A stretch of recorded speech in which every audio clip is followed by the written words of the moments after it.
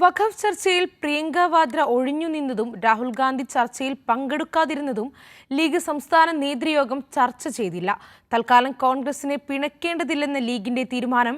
വെള്ളാപ്പള്ളിയുടെ കാര്യത്തിൽ കുറച്ചുകൂടി ആലോചിക്കാമായിരുന്നു എന്ന് ലീഗിൽ അഭിപ്രായം. അതേസമയം മുണ്ടക്കൈ ചൂരൽമല ദുരന്തബാധിതർക്കുള്ള ലീഗിന്റെ ഭവന സമുച്ചയത്തിന്റെ തറക്കല്ലിടൽ വയനാട് നടന്നു.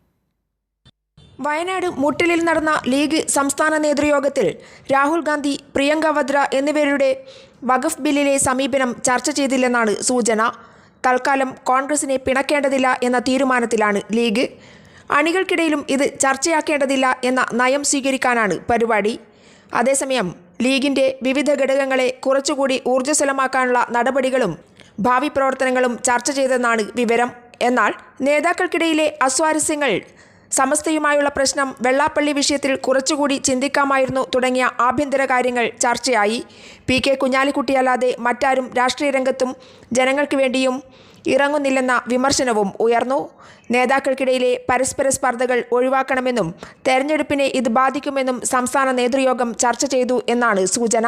ഭവന സമുച്ചയവുമായി ബന്ധപ്പെട്ട് ചില കാര്യങ്ങൾ ചർച്ചയായെന്നും സൂചനയുണ്ട്.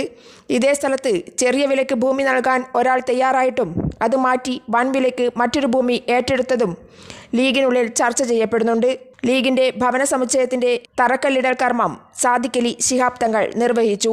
പി.കെ. കുഞ്ഞാലിക്കുട്ടി, ഇ.ടി. മുഹമ്മദ് ബഷീർ, അബ്ദുൾ സമദ് സമദാനി, എം.കെ. മുനീർ തുടങ്ങി ലീഗിലെ പ്രമുഖ നേതാക്കൾ ചടങ്ങിൽ പങ്കെടുത്തു.